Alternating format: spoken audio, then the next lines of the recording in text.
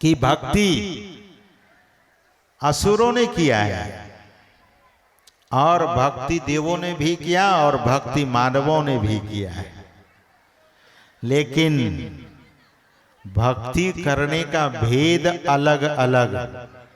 कुछ लोग सगुण साकार की भक्ति करते हैं और कुछ लोग निर्गुण निराकार की भक्ति करते हैं।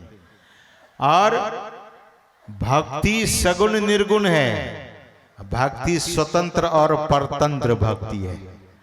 जो स्वतंत्र भक्ति करते हैं, गोस्वामी जी कहते हैं कि सकल सुख खानी में वे चले जाएंगे, जो स्वतंत्र भक्ति करेंगे। और जो परतंत्र भक्ति करेंगे वे बंधन में पड़ जाएंगे, पुनः 84 का चक्र उसे लग जाएगा। जैसे दैत्यों ने भजन किया, भक्ति की, दैत्यों में भी कुछ ऐसे, दैत्य वंश में भी ऐसे महान आत्मा हुई, महान भक्त हुए। जैसे भक्त प्रहलाद दैत्य वंश में ही जन्म लिया, लेकिन उनकी भक्ति कैसी है, उन्होंने श्रीमद् भागवत में नवधा भक्ति का उपदेश देने की कृपा की है। और अंतिम भक्ति है आत्मनिवेदनम, श्रवणम कीर्तनम इत्यादि के बाद अंत में आत्मनिवेदनम है, जो स्वामी मुक्तानंद जी आपको कह रहे थे कि समर्पण। तो सज्जनों, समर्पण भी पूर्ण रूप से तभी होगा जब हम आप स्वतंत्र भक्ति करेंगे। इसीलिए गोस्वामी जी कहते हैं कि भगति स्वतंत्र सकल सुख खानी।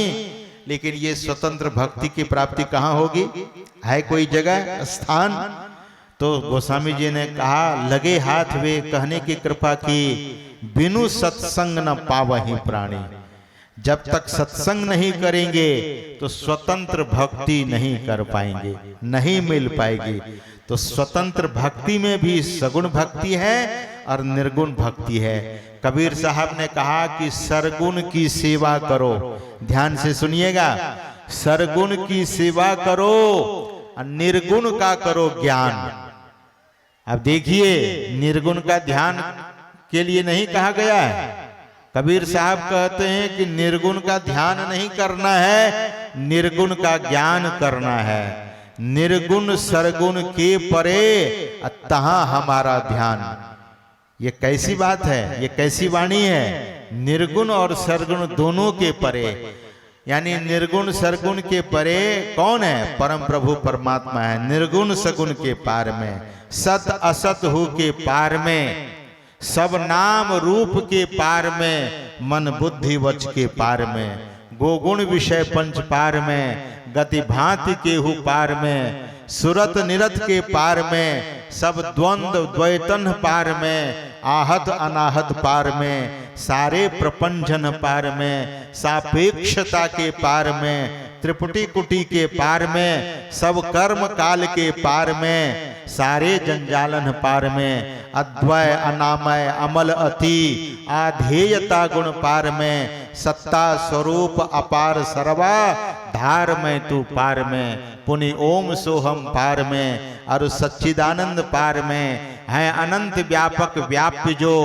पुनि व्याप्य व्यापक पार में। ये ईश स्तुति है हिरण्य गर्भहु खर्व जासो, जो है शांतन पार में, सर्वेश हैं अखिलेश हैं, विश्वेश हैं सब पार में। यहाँ तक तो सदगुरु महाराज कहते हैं कि ये सर्वेश और अखिलेश विश्वेश, अखिल का जो ईश है, अखिल ब्रह्मांड का, निखिल ब्रह्मांड का, और सर्व ईश, सबों के ईश, सबों के ईश के भी जो ईश हैं वो सभी के परे हैं। सभी के परे जो परम तत्व रूपी सोई आत्मा है, सोई आत्मा है। सज्जनों, उस परमात्मा को कैसे प्राप्त करेंगे? तो सदगुरु महाराज ने इस स्तुति में वह सदयुक्ति देने की कृपा की है। क्या कहते हैं? सत शब्द धर कर चल मिलन, आवरण सारे पार में। ध्यान से सुनिएगा, ये बहुत ऊंची बात है। सत शब्द धर कर चल मिलन, सत शब्द कहाँ मिलेगा? सज्जनों, संसार के संबंध में कहा गया है। सुबह में हमारे श्रद्धेय स्वामी बोधानंद जी महाराज आपको सुना रहे थे, शंकराचार्य जी महाराज, कल के सुबह में शायद शंकराचार्य जी महाराज का वचन है। वैसे तो वेद वाक्य है, ब्रह्म सत्यम जगन मिथ्या, ब्रह्म सत्य है और जगत मिथ्या है। सत शब्द कहाँ मिलेगा?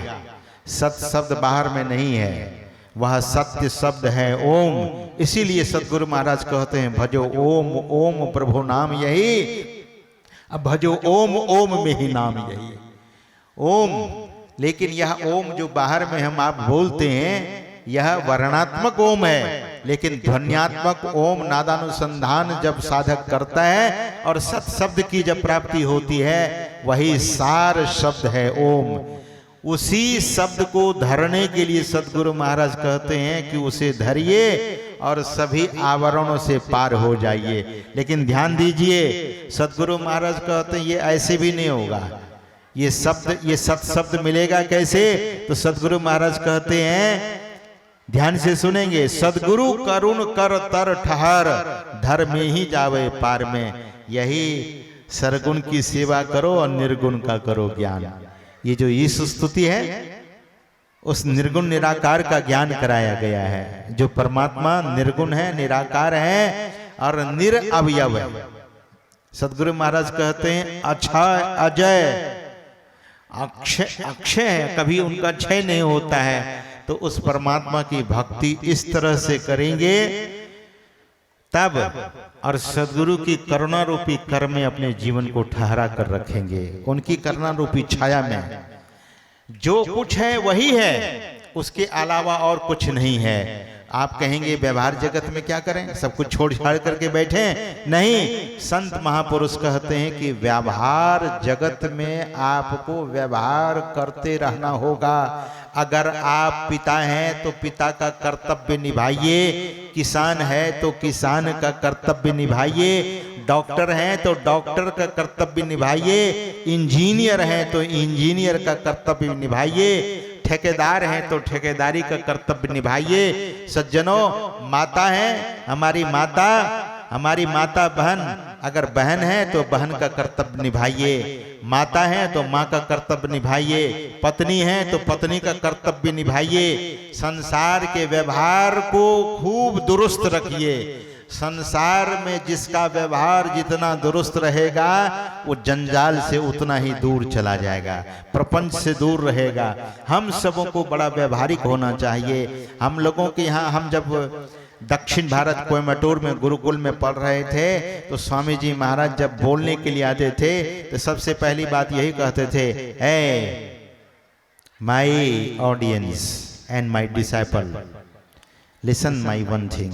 वो कहा करते थे एक बात, आप वे कहते थे attentively you must listen my words, मेरे शब्दों पर ध्यान दीजिए। वे कहते थे एक बात मैं आपसे निवेदन करता हूं। स्वामी दयानंद जी महाराज कहा करते थे, I am requesting you and you must listen attentively, ध्यान से सुनिए। क्या वे कहते थे कि you must be very very behaviour, आपको सबसे पहले बहुत व्यवहारिक होना चाहिए। हृदय में तो पता नहीं क्या क्या भाव लोगों के भीतर आता है। थोड़ा सा पद मिला तो उसे पाकर लोग उन्मत्त हो जाते हैं, पागल की तरह करने लगते हैं। थोड़ा धन हुआ तब पागल की जैसे करने लगते हैं।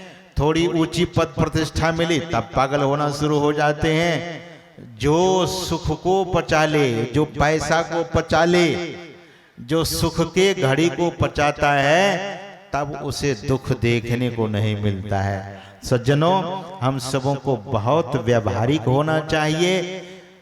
Must be very very behaviour, और जो व्यवहारिक होंगे वही प्रतिभाषिक सत्ता को पहचान लेंगे। प्रतिभाषिक सत्ता है लेकिन केवल जानने की जरूरत है, उसे पहचानने की जरूरत है, और तब हम आपके जीवन में परमार्थ की सिद्धि होगी। परमार्थ ऐसे सिद्ध नहीं होता है। इसीलिए जीवन में बहुत विनम्र बनिए। विनम्रता, कबीर साहब कहते हैं कि जो तुम भगति करन को चाहो, निंदा से मत डरियो जी, अब 5 छड़ी जो कोई मारे सहत बने तो सहियोजी। 5 छड़ी कोई मारता है, इसका मतलब ये नहीं कि घर से सामान चुरा के भी ले जा रहा, मार भी रहा है, वैसे तो वो डकैत हो गया, लेकिन फिर भी अपने अधिकार को पहचानते हुए, ऐसे नहीं जगह जगह पर जाकर उलझ गए जैसे लोग उलझते हैं। ट्रेन में उलझ जाते हैं, रास्ते में उलझ जाते हैं, बस में उलझ जाते हैं, रास्ते में मोटरसाइकिल चला रहे होते हैं वहाँ उलझ जाते हैं, गाड़ी चला रहे होते हैं वहाँ उलझ जाते हैं। ये सारा कुछ है अहंकार। इसीलिए संत महापुरुष कहते हैं जो साधक होते हैं वो परहेज में रहते हैं, अपने जीवन को संयमित रखते हैं, और जो स्वतंत्र भक्ति है दरअसल में छडदम शील विरति भोग कर्मा, निरत निरंतर सज्जन धर्म। सज्जनों का धर्म क्या है? विरति बहु कर्मा, ये सज्जनों का धर्म है। और छडदम यानी दमशीलता का साधन, इंद्रिय निग्रह, और बाद में मनोनिग्रह की बात आती है, नादानुसंधान की बात। तो सज्जनों ये स्वतंत्र भक्ति करेंगे तो सकल सुख की खानी में हम आप लोग चले जाएंगे। परमात्मा सभी सुखों की खान है और हम आप उस परमात्मा के चरण शरण में चले जाएंगे। जो जहां है, जिस जगह पर हैं, जो जो पद मिला है, जो जो कर्तव्य करने का अवसर मिला है, उस कर्तव्य को कीजिए। इस पांडाल में जो युवान भाई बहन बैठे हैं और सेवा भी कर रहे हैं, उन युवान भाई बहन से मैं कहता हूं, निवेदन करता हूं, वे भारत के भविष्य हैं। आप अपने चरित्र को पवित्र रखिए और नाहक बुरी आदतों को मत पकड़िए। अपने माता पिता की आज्ञा को मानिए। माता पिता तभी दुखी होते हैं जब उनके संतान उसकी बातों को नहीं मानते हैं। तो सज्जनों, माता पिता, हमारे युवान भाई बहन से यही निवेदन है कि अपने माता पिता को एक गर्व महसूस हो कि हमारा ऐसा बेटा है, हमारी ऐसी बेटी है। और कभी कभी हमने सुना है ऐसे पिता को, ऐसी माता को, ऐसी माता कहती है, ऐसे पिता कहते हैं कि मेरी बेटी ऐसी सुंदर है, चरित्र की इतना सुंदर है कि महाराज हमें फक्र है, हमें गौरव है अपने बेटी पर, अपना बेटा पर। तो अपने चरित्र को पवित्र बनाइए और सदयुक्ति जान करके साथ साथ ध्यान भी कीजिए, भक्ति भी कीजिए और मनुष्य जीवन को धन्य कीजिए।